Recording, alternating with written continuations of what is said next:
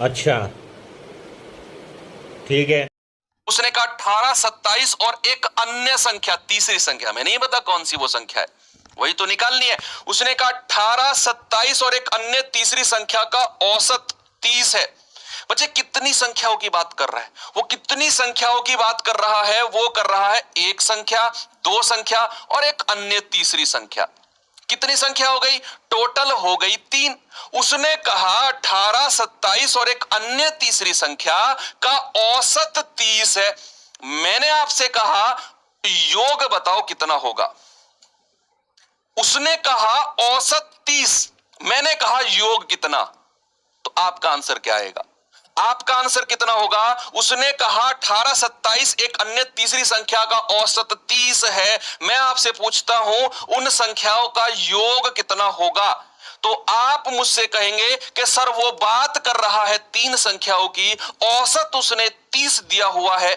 तो मुझे आपने बताया सर कि योग अगर मुझे किसी संख्याओं का निकालना है तो मैं औसत को, मैं एवरेज को संख्या, युग्मों की संख्या से गुणा कर देता हूं।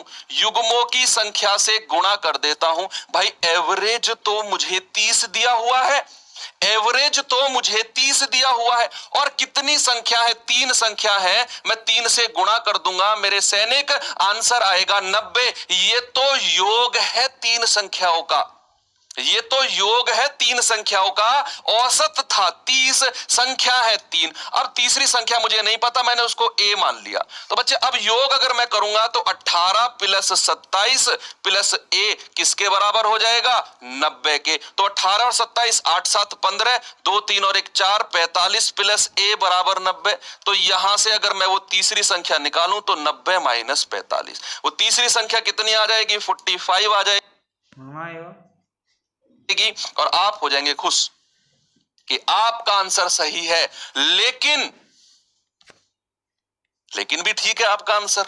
ऐसे कैसे चौंक गए कि सर ने लेकिन कहा तो आंसर गलत हो जाएगा? लेकिन भी आपका आंसर बिल्कुल ठीक है, बिल्कुल ठीक है, परेशान मत हो। कितना बिल्कुल सही है आपका आंसर? 45। ओके, चलिए।